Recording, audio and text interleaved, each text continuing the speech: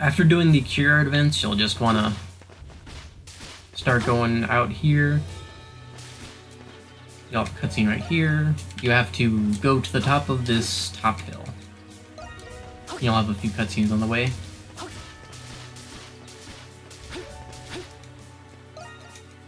And then once we have that, we want to just walk out. You have a cutscene saying, oh yeah, we need to go here. Or up to Beast Hill North Camp. And we'll be on our way to Gendarm. We work for this one because it's the fastest.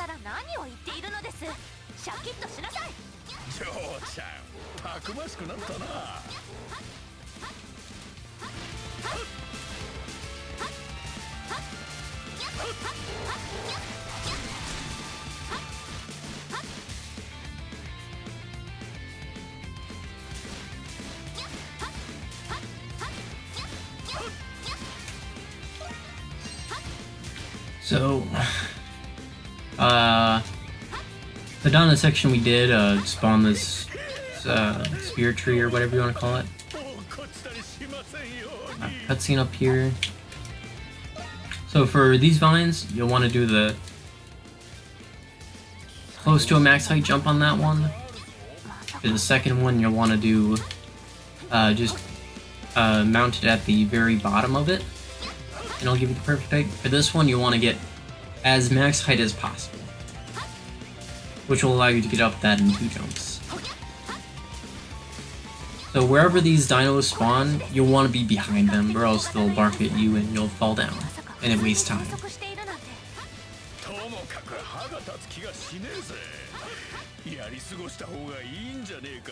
So here, we have to do this. There's like 6 cutscenes here. I feel like it's one of the longest cutscene sections in the game.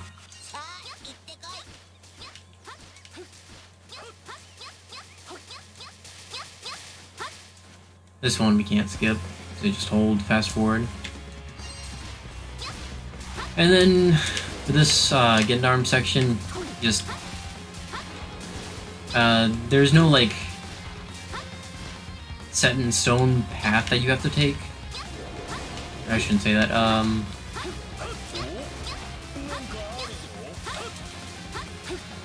You kind of just have to, I guess, wing it. Depending on where your position is, the next position that you should jump onto is kind of just determined on where you were.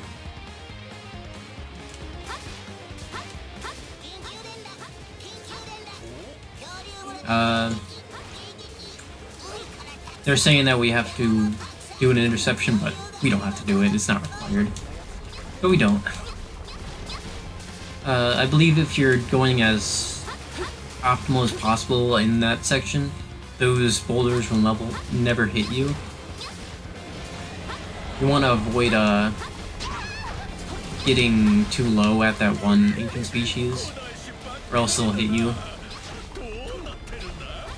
Generally through these boulders, you can dodge through them. You have a few iframes that you can start it, and then you won't have to get hit by it, and you won't have to slow down.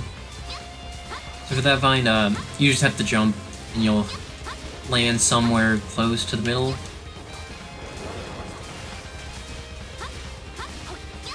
You don't need to be too risky on it. Getting a little bit lower distance doesn't waste that much time. Here, we can just roll into there.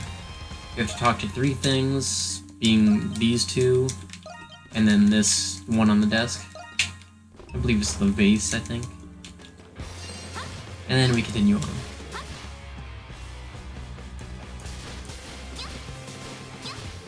So for this breakable stone up here, you just want to do that full hop and then just spam roll. And most of the time it'll fall out from below you, but it may give you a heart attack, but it's like 100% safe. Even if it looks like you'll fall down. I believe you can also just do short hop rolls onto it, like immediately when you fall down.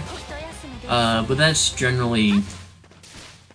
I've fallen down a few times, so I just do the spam roll for that.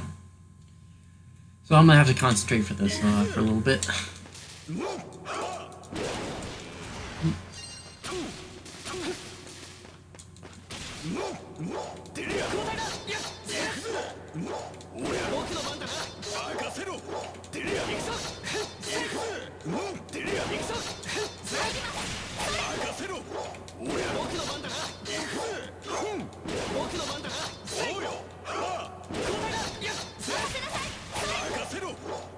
Okay. There's a loading zone here for the boss fight for Avocado 2. You want to start on that rock over there, and then jump, and you can kind of wedge yourself into this tree from the hit boxes. But you generally want to have your feet a few switches over this branch on the right, and then you'll be able to clear the thing.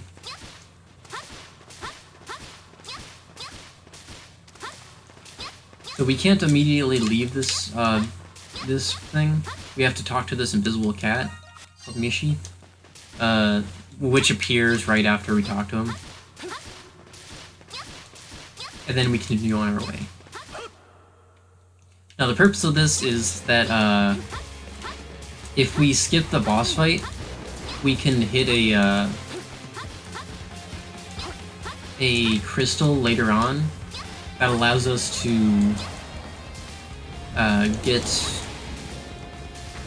warp back there later on, which allows us to skip an interception later on.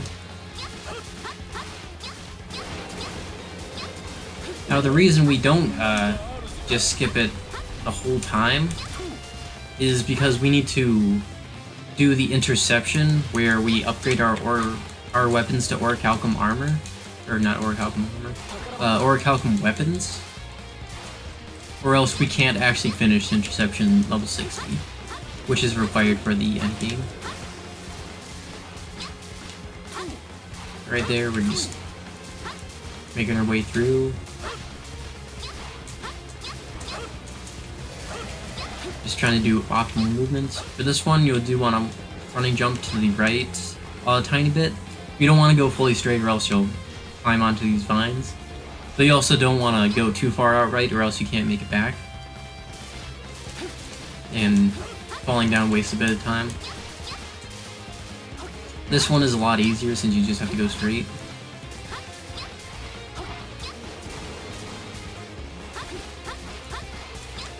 Once we're up here, we just have to hit this, and then we warp back. Excuse me. We warp back to the cave with Avocado 2.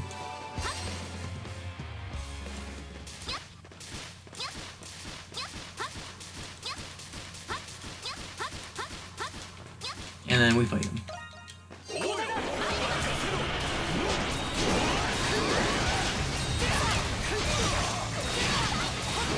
Ideally, you'll just flash guard, flash move stuff. I'm gonna go ahead and use my extra skill right there. A little bit unoptimal, but I had the flash move, which I tend to not be very good at. Ideally, you'd have a bit more damage. For this move, you can jump on flash guard. You don't generally get it most of the time.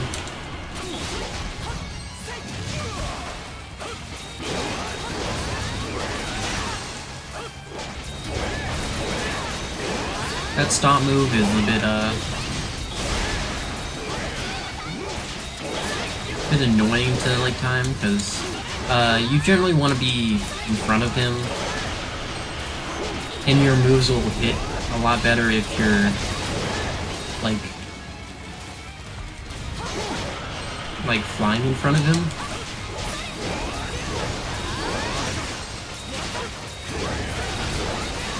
There we go.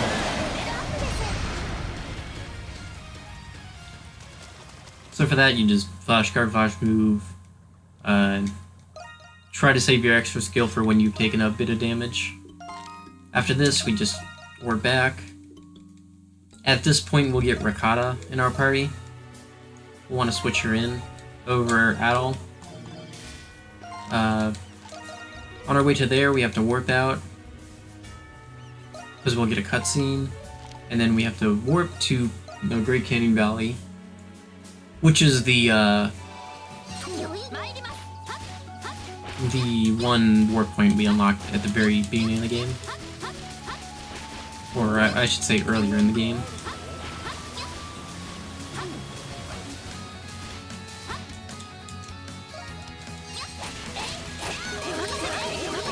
Then we just do that. Get over there without having the boots.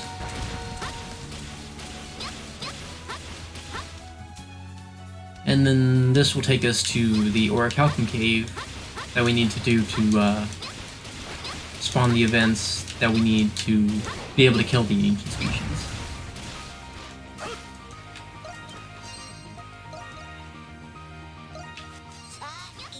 Now the requirement to actually killing the ancient species and not just like letting them revive is the actual cutscene of Catherine improving your weapons, which actually happens after the suppression. Even if you have an Orichalcum item, like Hummel does when you get him back, it doesn't actually allow you to beat them.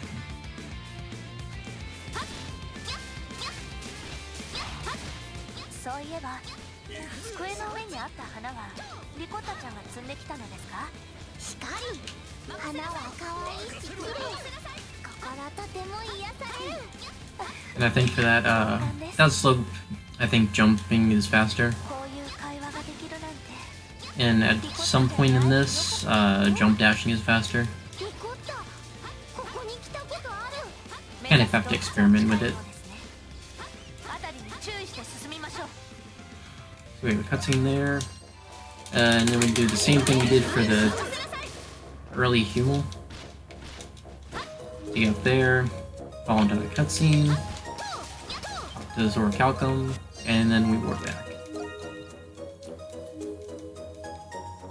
Now the reason we switched in Ricotta is because we do, characters do more damage if you have the same type of weapon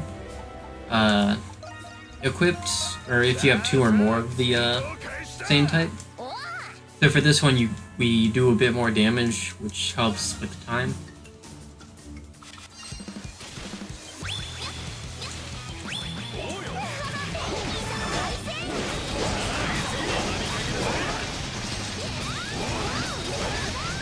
So for that one, you just want to be a little bit, do a jump attack and a few aerials, try and get, to try and be able to get behind on that platform behind it.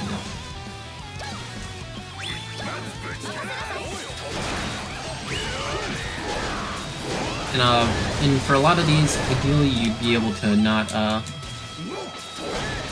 fall in the mud, because that mud is slow.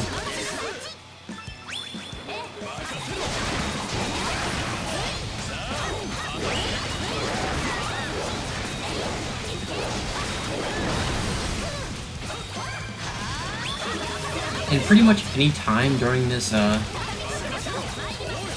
in this place, if you've been like hovering over water, over the swamp, you have a pretty good chance of just, being able to just, infinite jump at any point. This one you want to just do 3 attacks, and you'll get over there just fine. Boss spawn is RNG though.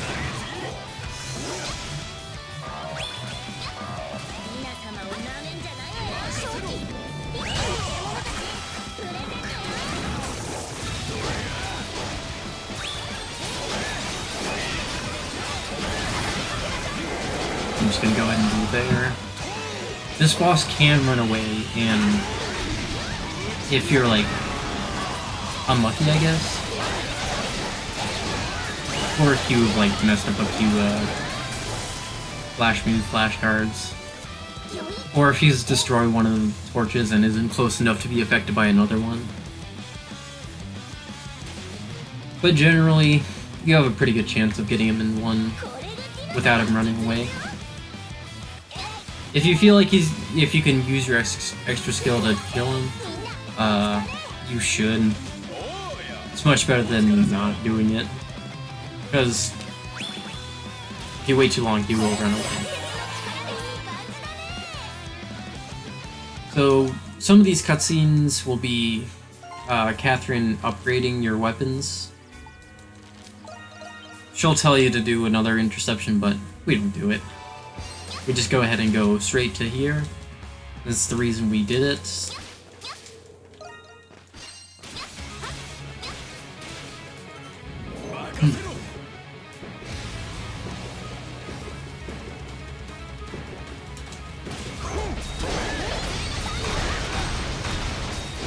You can actually get an early kill on him before he flies away. But it's fairly inconsistent and RNG dependent. Especially getting hit by these things. I'm not particularly good at it.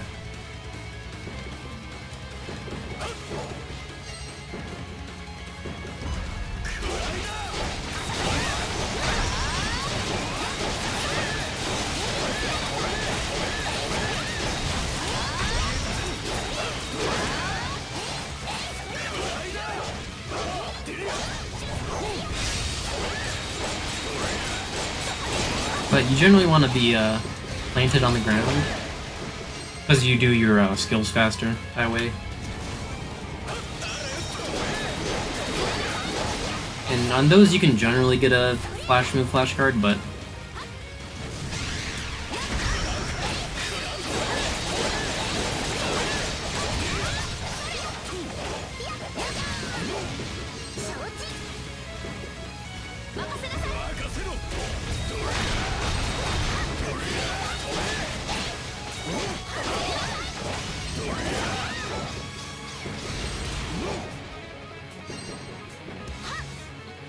I definitely need to practice this. But not getting early kill on him is 30-second time loss, about. Not run ending, but that was kind of bad. But you can kind of just get hit by these things. Doesn't matter too much. You won't get burned unless you get hit by like 4 fires. And technically you actually do want to be hit by him, because it fuels your red cape.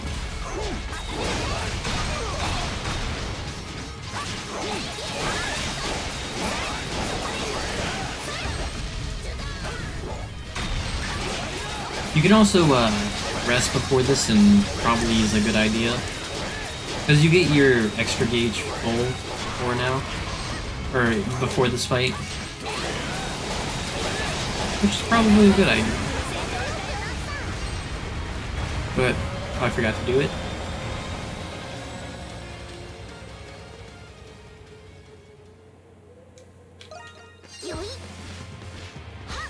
So I switched to Ricotta here just because she's faster over like level ground. Or her roll is the fastest. And here we get heal back.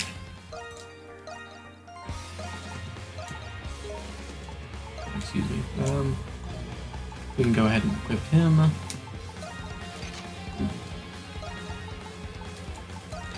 faster you do this, the faster your ending will be.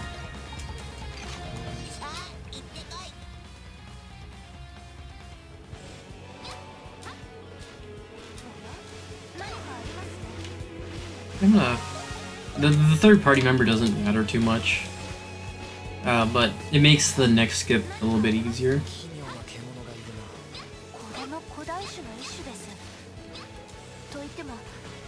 There's also a critical point where, or a critical downward slope that you want to start rolling instead of jump rolling. And I believe it was tested to be about like 5-degree incline down that you want to start just plain old rolling.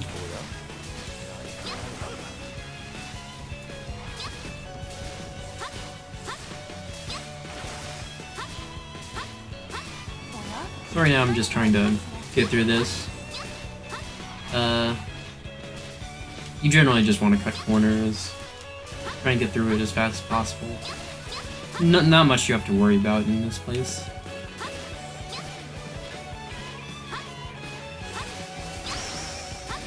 You can also get random flash moves.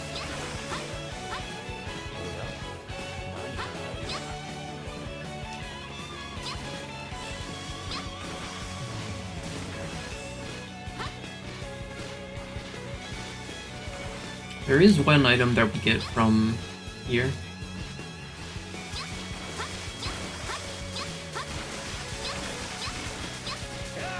Which is the red glove. Now this is what makes the run, like, it's what makes the interception level 60 way quicker. Burn in easy mode is really easily applied onto enemies, and it does a ton of damage. Now, I would definitely not recommend doing this on normal mode, because enemies are burned less easily on normal mode, and you take a lot more damage.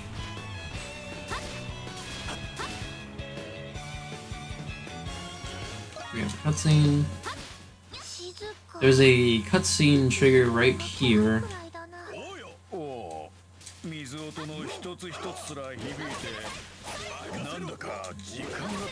that we jump over, but we'll have to return back here, so we hit the crystal on here. That down section is the one that gives us the Edel Sphere, and which increases our attack by 50 per weapon we have equipped. So like the Crescent Blade is like 100-ish attack,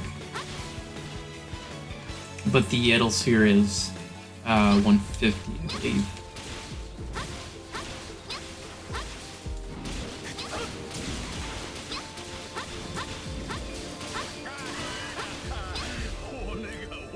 So in here, we're just going through, trying to do the most optimal movements. Now the reason we skipped that one, even though we'll have to go back, is because we skipped the fight at the nest, which wastes a bunch of time.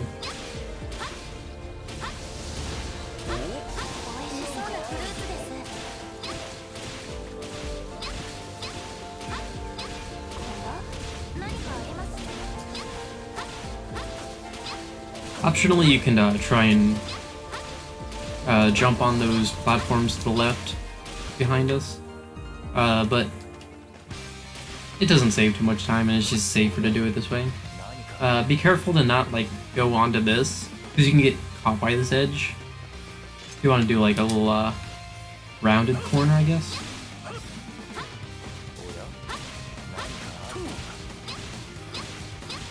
So we're just gonna make our way all the way to the next crystal.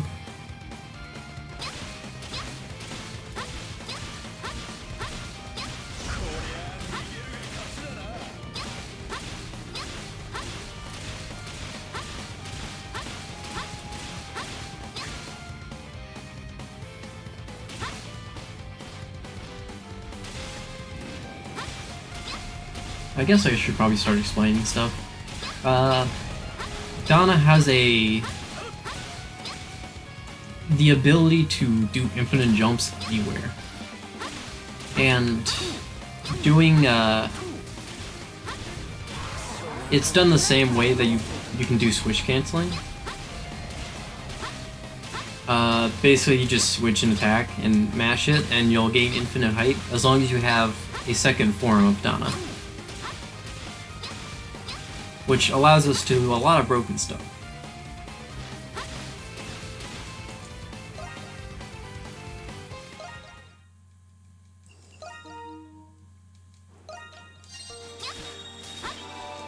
So here we're just going to go into Crystal, skipping all the cutscenes.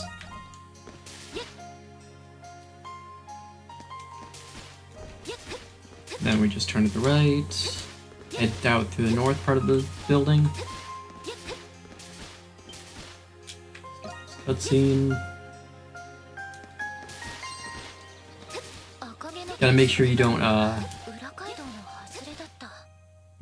like hop over that one stair.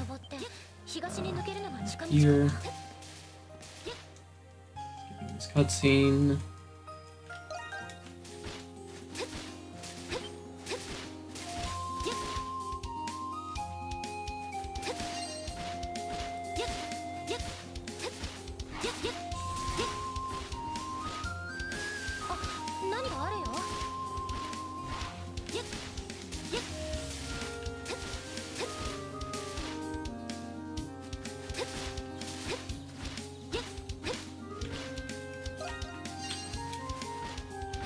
Skip that cutscene, we have to talk to this fairy.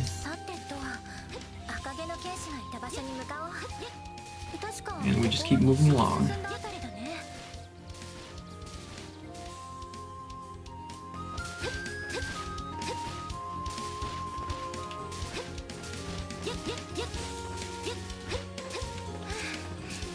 And we just jump into that loading zone there. And now we do this Donna section, because we need to get the Edelsphere.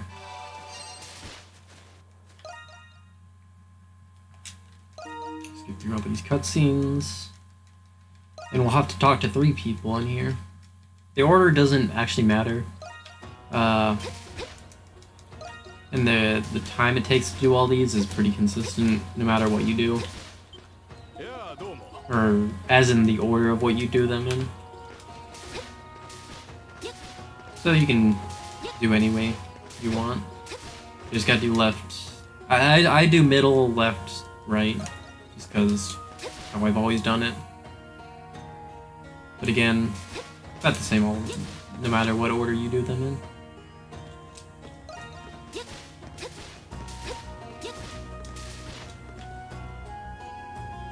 So once we did all 3 of those people, you have to talk to Estelle's father, I think his name was.